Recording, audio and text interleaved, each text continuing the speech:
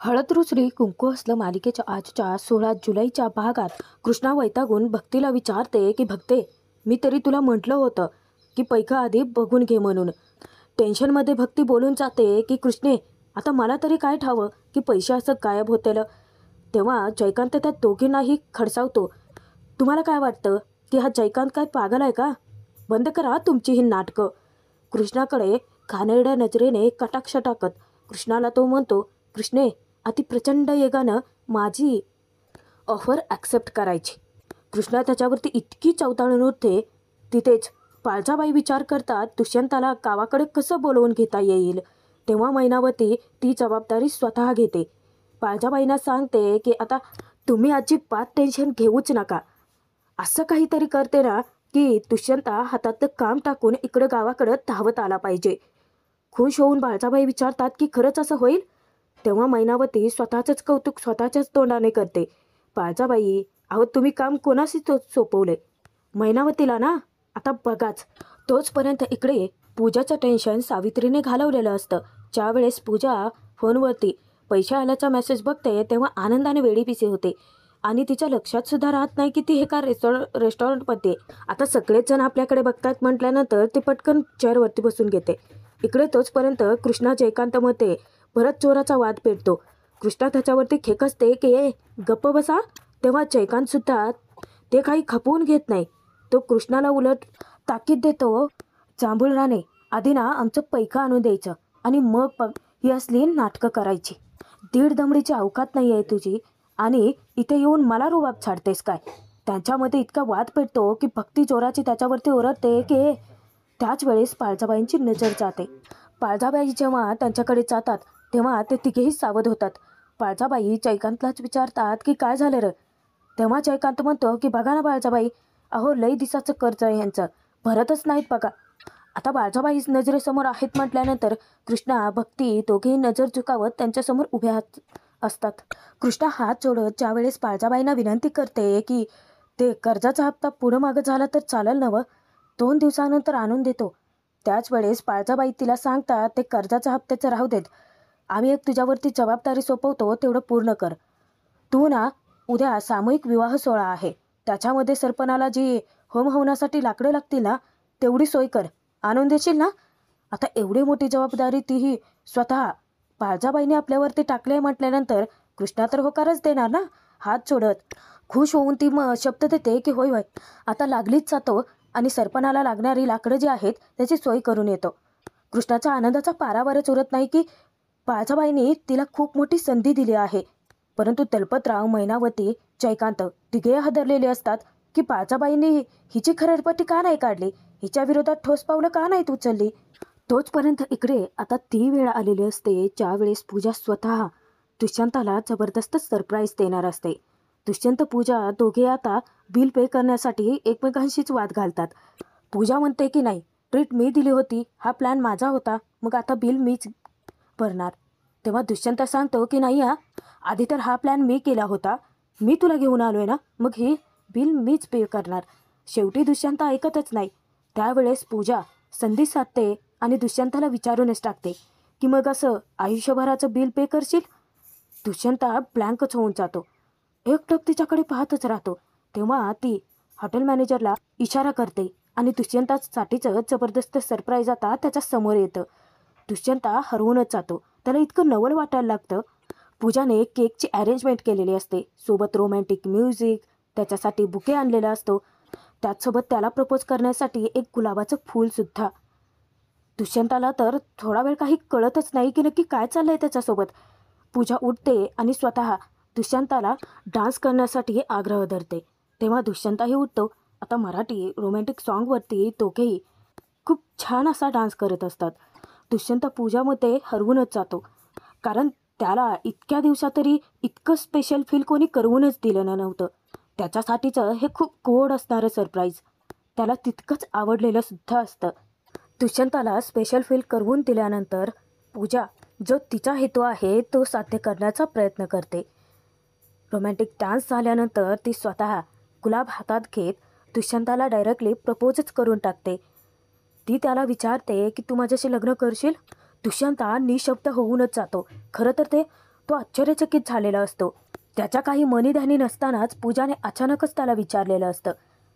पूजा त्याला म्हणते, मला तू माझ्या आयुष्यामध्ये कायमचा हवायस. प्लीज डी, हे प्रपोजल ॲक्सेप्ट कर. रिजेक्ट नको ना करूच. माझ्या लाईफमध्ये पहिल्यांदा मी कोणाचं तरी इतकं प्रेमात पडलेस आणि ती व्यक्ती तू आहेस. दुष्यंता समोरून काही उत्तर देत नाही म्हटल्यानंतर परत पूजाची धाकधूक वाढते. मनोमन विचार करते की अरे हो मन, इतका का भाव खातोयस. तोचपर्यंत इकडे सावित्रीचे पितळ उघडं पडण्याची वेळ आलेली असते. ज्यावेळेस कृष्णा बाळजाबाईंनी सांगितल्यानुसार होम हवनासाठी लाकडं फोडत असते तेव्हा भक्ती येते. भक्ती येता क्षणी कृष्णाच्या तोंडून बाळजाबाईंचं कौतुकच निघतं. भक्तीला ती म्हणते की भक्ते, बघितलं ना, त्या जयकांतसमोर बाळजाबाईंनी आपल्याला हप्त्याची मुदत वाढवून दिली. उगाचच नाहीत आवडत मला त्या ना कोणावरती अन्याय नाही होऊ देत, सगळ्यांसोबत न्यायच करतात. तेव्हा भक्ती म्हणते की तू बाळजाबाईचा विषय राहू देत बाजूला. अगं पैकं कुठनं गायब झालेत तेच कळत नाही. या आधी बी असंच पैकं गायब झालेत कृष्णे. तेव्हा त्यांचं बोलणं ऐकते ती सावित्री आणि येऊन उगाचच नाटकीपणा करते की काय पैकं घरातून गायब झाले तर तुम्हा दोघींचं लक्ष कुठं होतं. परत एकदा संधी मिळाली म्हटल्यानंतर सगळं खापर कृष्णावरतीच फोडते. कृष्णाला ती जा विचारते, हिचं लक्ष कुठं असणार ना घराकडे. साधारण कदा त्या शेतातच गाडलेली असते ही, नाहीतर सतत गावावर चक्रा मारायच्या इकडून तिकडं. भक्तीला ती बोलता बोलता बोलून जाते की भक्ते, आता काय तुझा बावरनं पाऊस पाडणार आहे का 8,000चा. आता दोघी हादरतातच. कृष्णा भक्ती ज्या वेळेस धक्क्याने तिच्याकडे पाहतात त्याच वेळेस भक्ती तिच्या आईला खडा सवाल करते की आई, तुला कसं माहिती की त्या पैशातून 8,000 रुपये गायब झालेत. आत्ता तिला तिच्याच शब्दात पकडून भक्तीने खरं खोटाचा चा विचारलेला असतो. सावित्रीला धक्का बसतो. इकडे गौतमी थोडंसं म्हणजेच पूजा घाबरतच विचारते की आहे ना प्रेम. तेव्हा दुष्यंत सुरुवातीला तर तिच्यासोबत थट्टा करतो आणि तिला इतकं घाबरवून सोडतो. दुष्यंत रागावतो आणि मग तिला विचारतो की काय हे सगळं यार, मी तुझ्याकडून हे सगळं असं एक्सपेक्ट केलंच नव्हतं. आपल्यामध्ये छान मैत्री आहे त्याचा तू असा अर्थ काढशील मला वाटलं नव्हतं अगं. दुष्यंता तिथून निघून जाण्याचं नाटक करत असताना गौतमी त्याला थांबवत म्हणते की अरे बोल ना, नक्की काय आहे तुझ्या मनात. तेव्हा दुष्यंता परत तिला घाबरवतो. काय म्हणजे किती शॉकिंग आहे माझ्यासाठी, किती एम्बॅरेसिंग आहे. आपल्यामध्ये छान मैत्री होती त्याचा तू असा अर्थ काढलास. चालू केलं गंगा जमुना. तेव्हा तिच्या डोळ्यातून अश्रू वाहतात. अचानकच दुष्यंता तिच्या हातून गुलाब काढून घेतो. तेव्हा मात्र ती आनंदाने वेडीपिसी होते. दुष्यंता चक्क सगळ्यांसमोर गुडघ्यावर बसून तिला प्रपोज करतो. आत्ता शॉक तर पूजा झालेली असते. ती विचारते की 1 सेकंड, म्हणजे हे सगळं तुला मान्य आहे. तेव्हा दुष्यंता हसत तिला विचारतो की म्हणजे माझ्याकडे बघून तुला नक्की काय वाटतंय. ऑब्व्हियसली मान्य आहे मला तुझं प्रेम. त्यानंतर दुष्यंताला गौतमी सगळ्यांसमोर बिलगते, त्याला घट्ट मिठी मारते. तेव्हा आजूबाजूचे सगळेच जण टाळ्या वाजवत त्यांच्यावरती कौतुकाचा वर्षाव करत त्यांच्या आनंदामध्ये सहभागी होतात. शेवटी पूजाने दुष्यंताला आपल्या जाळ्यात फासलेलंच असतं आणि दुष्यंताने सुद्धा तिच्या त्या खोट्या आंधळ्या प्रेमावरती विश्वास टाकलेला असतो. इतक्यातच दुष्यंताचा फोन वाजतो आणि दुष्यंता पूजाला रिक्वेस्ट करतो की सॉरी बॅड टायमिंग, परंतु काकीचा फोन आहे, घ्यावा तर लागेलच. आणि गावाकडे दुष्यंताला बोलवण्यासाठी मैनावतीने एक शक्कल लढवलेली असते. दुष्यंताला ते घाबरवत म्हणते, दुष्यंता जिकडे कुठे असताल ना तिकडून निघा आते. बाळजाबाईंची तब्येत ठीक नाही आहे, खूप सिरियस आहेत त्या. दुष्यंताचा काळजाचा ठोकाच चुकतो. तोचपर्यंत इकडे आता आपण पकडलो गेले आहोत म्हटल्यानंतर सावित्रीचा सुरू होतो तो कांगावा. ती चोराची बादली फेकून देते आणि भक्तीला म्हणते की जन्माला घातलेली पोर आईलाच म्हणे चोर. तेव्हा भक्ती विचारते की मी असं कधी म्हटलं. तेव्हा सावित्री म्हणते, अगं तू काहीच न बोलताही खूप काही बोलून गेली. त्या 8,000बद्दल भक्त तू मला जा विचारतेस. कृष्णाकडे रागात पाहत ती म्हणते की कुणी माझ्या विरोधात तुझे कान भरलेत. सावित्रीचं म्हणजे कसं चालू होतं माहिती का, चोर तो चोर वर शिरचोर.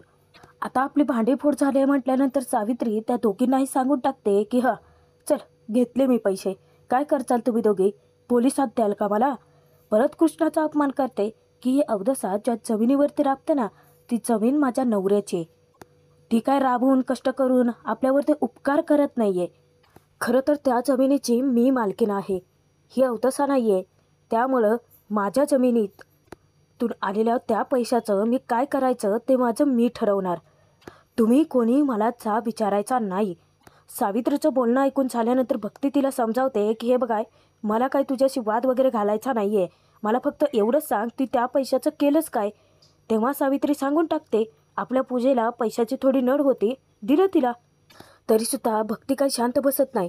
ती तिच्या आईला जाब विचारतच राहते. आता ज्यावेळेस रागात पेटून उठलेली भक्ती तिच्या आईची खरडपट्टी काढायला लागते, तेव्हा कृष्णा मध्यस्थी करते. भक्तीला बाजूला घेऊन येत समजावते की भक्ती, अगं आया येते आपली, आणि आईनं एका झाडाच्या फांदीला पाणी दिलं आणि दुसरीला नाही, असं थोडीच करू शकते ती. तिच्यासाठी सगळी सारखीच आहेत ना.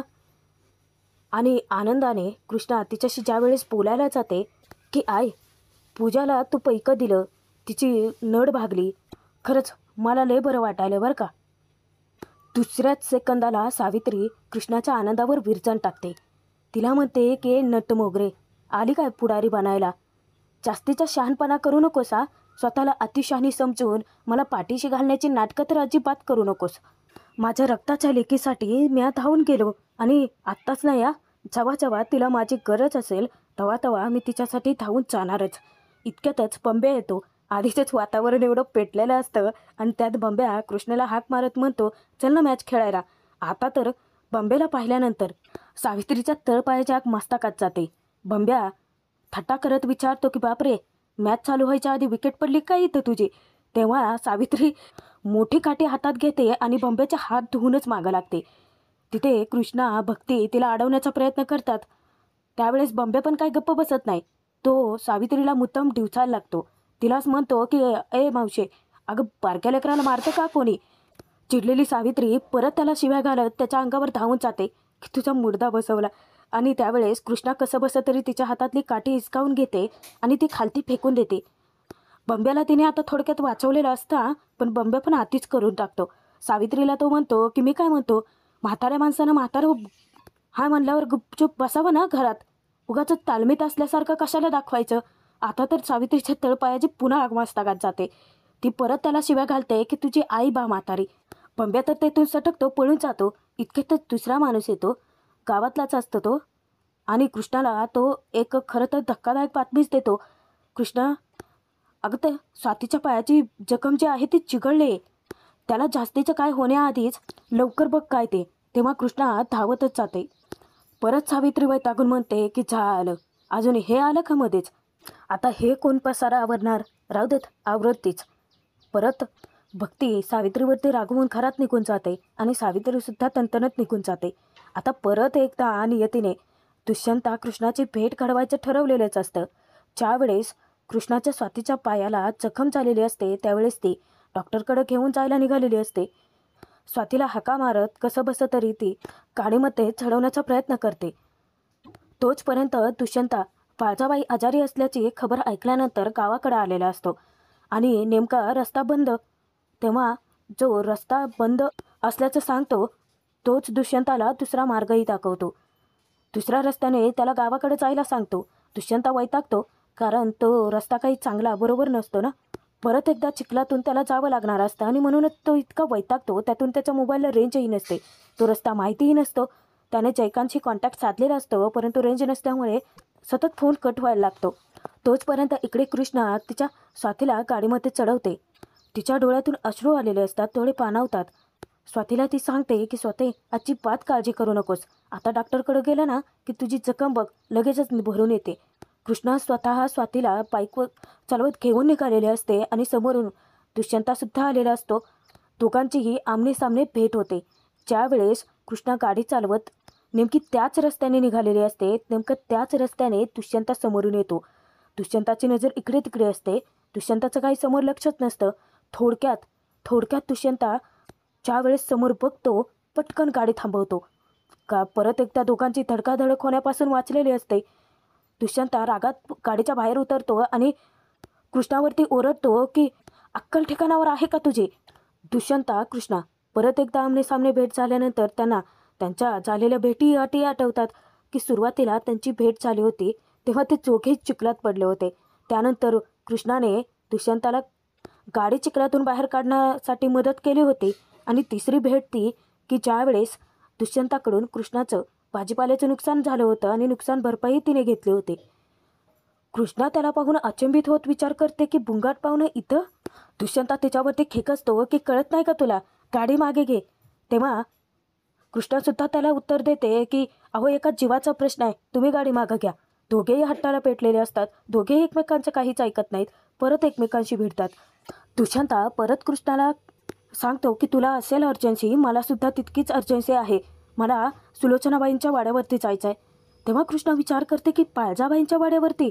तरीही कृष्णा दुष्यंताला काही रस्ता देत नाही. ती सांगते की असेल तुम्हाला गरज, जायची घाई असेल, परंतु त्याच्या पुढं माझ्या स्वातीचा जीव माझ्यासाठी महत्त्वाचा आहे. आणि दुष्यंता ऐकत नाही, गाडी मागे घेत नाही. म्हटल्यानंतर कृष्णाही आता जबरदस्ती स्वतःची बाईक कृष्णा दुष्यंताच्या गाडीला धडकावण्याचा प्रयत्न करते. त्यावेळेस दुष्यंता प्रचंड घाबरून जातो आणि तो कृष्णाला समजावण्याचा प्रयत्न करतो की बाई थांब ना, घेतो माझी गाडी मागं. अगं माझी गाडी अजिबात धडकवू नकोस हा. जर माझ्या गाडीला साधा स्क्रॅचही पडला ना तर तुला त्याचं बिल भरावं लागेल. शेवटी कृष्णाने दुष्यंताला मागे सारलेलंच असतं. परत एकदा दुष्यंता गाडीच्या खाली उतरून कृष्णाची खरडपट्टी काढायला लागतो. अक्कल आहे का तुला, माझ्या गाडीला काही झालं असतं तर 50 लाखांची गाडी आहे माझी.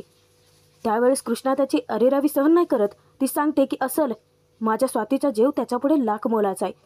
जेव्हा ती काय ओरडते तेव्हा कृष्णा म्हणते की होय स्वाते, जाते मी घेऊन तुला डॉक्टरकडं. दुष्यंताला ती सांगते की ओ बुंगाट पाहुणं, तुम्हाला बाळजाबाईंच्या वाड्यावरती जायचं आहे ना, तुमचा रस्ता इकडं नाही इकडं आहे, गरज असेल तर या माझ्या मागं, दाखवते तुम्हाला. शेवटी परत एकदा कृष्णाने दुष्यंताचीच बोलती बंद केलेली असते. अचानकच पाऊस चालू होतो आणि पाऊस चालू झाल्यानंतर आता दुष्यंताला भिजायचं तर नसतं, तो पटकन आपल्या गाडीत बसतो आणि कृष्णा स्वातीला घेऊन पुढे जाते. तर भाग इथेच संपतोय. बघूयात पुढे नक्की काय घडतंय. बाळजाबाईंनी सामूहिक विवाह सोहळा जो ठेवलेला असतो त्यामध्ये त्यांनी कृष्णावरती मोठी जबाबदारी सोपवलेली असते. ते म्हणजे लग्नविधी चालू झाल्यानंतर होम हवनासाठीची लागणारी लाकडं घेऊन यायची. कृष्णा वेळेवरती पोहोचते म्हणूनच होणारा अनर्थ टळलेला असतो. कारण कृष्णा मोठ्याने ओरडून बॉम्ब फोडत अख्ख्या गावासमोर ती बाळजाबाईंना वेठीस धरते की थांबा, तुम्ही ज्याचं लग्न लावायला निघाला आहात ना त्याचं लग्न झालंय, तेही माझ्या बहिणीशी. बाळजाबाई तुम्ही ना हा लग्न सोहळा ठेवण्याआधी प्रत्येकाची माहिती तपासून बघायला हवी होती. कृष्णाने स्वतः जाब विचारल्यानंतर अख्खं गाव तिच्या पाठीशी उभं राहतं.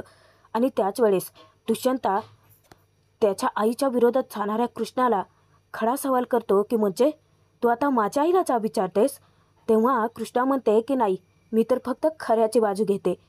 या घडलेल्या एका गोष्टीने कृष्णाचं आयुष्य कसं बदलते, त्याचबरोबर दुष्यंताचं नशीब कसं पालटते आणि हे दोघे एकत्र कसे येतात ते पाहणं मनोरंजकच ठरेल.